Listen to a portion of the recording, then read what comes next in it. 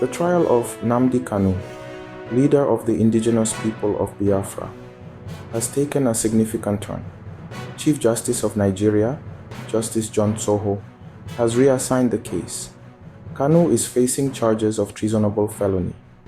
The trial will now proceed under the guidance of a new judge. This decision follows accusations of bias leveled against the previous judge, Justice Binta Nyako. Kanu, a vocal advocate for the secession of Biafra from Nigeria, has been a controversial figure. His arrest and subsequent trial have garnered significant attention both within Nigeria and internationally. The reassignment of the case marks a critical juncture in the legal proceedings.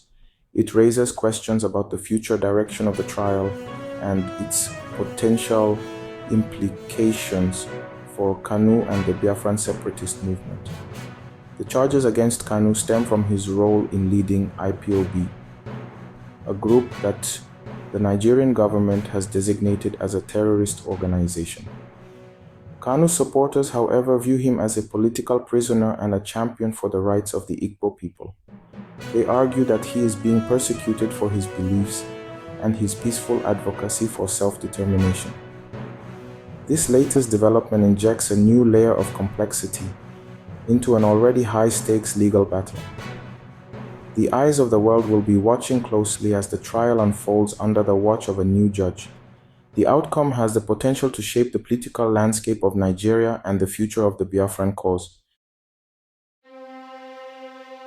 Nnamdi Kanu is more than just a defendant in a courtroom. He is a symbol of the long-standing struggle for Biafran independence.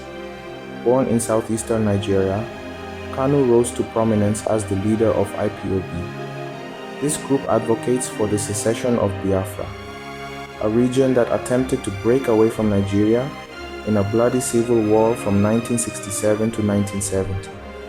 Kanu's rhetoric, often delivered through his online radio station, Radio Biafra, resonated with many Igbos. He tapped into historical grievances and stoked fears of marginalization within a unified Nigeria. His message struck a chord, particularly among young people who had grown up hearing stories of the Biafran War and its devastating consequences. However, Kanu's methods and message have also drawn criticism.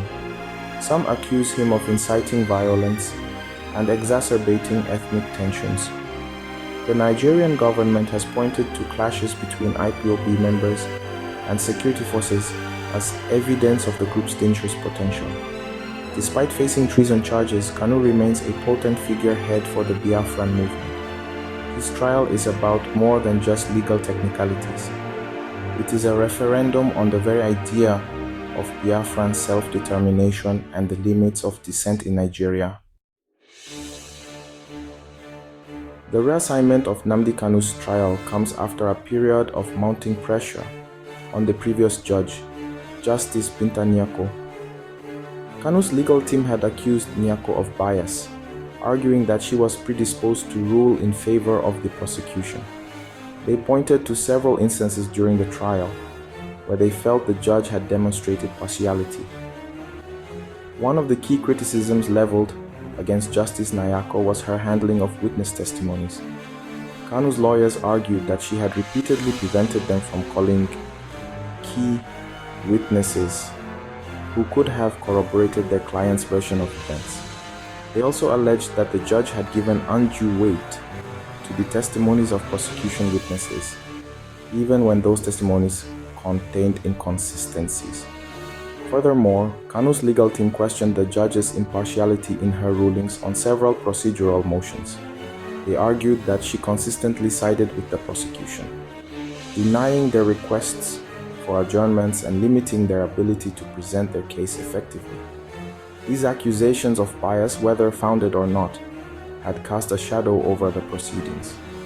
The reassignment of the case to a new judge is an attempt to address these concerns and ensure that the trial is perceived as fair and impartial. Section 4. Chief Justice Tsoho's decision. A move towards impartiality. Chief Justice John Tsoho's decision to reassign Nnamdi Kanu's trial is a significant development. It reflects the sensitivity surrounding the case and the importance of maintaining public confidence in the judiciary. By transferring the case, Soho has acknowledged the need for a fresh perspective and a judge who is seen as impartial by all parties involved. This decision, however, does not come without its own set of challenges. The new judge will need to familiarize themselves with the complexities of the case, including the voluminous evidence and legal arguments that have already been presented. There is also the question of public perception. Kanu's supporters will be watching closely to see if the new judge will be more receptive to their concerns. Despite these challenges, Chief Justice Choho's decision represents a positive step towards ensuring a fair trial for Nnamdi Kanu. It underscores the principle that justice must not only be done but must also be seen to be done. The reassignment provides an opportunity for a fresh start and a chance for the legal process to proceed without the cloud of bias hanging over it. Thanks for watching. Please like, subscribe, share.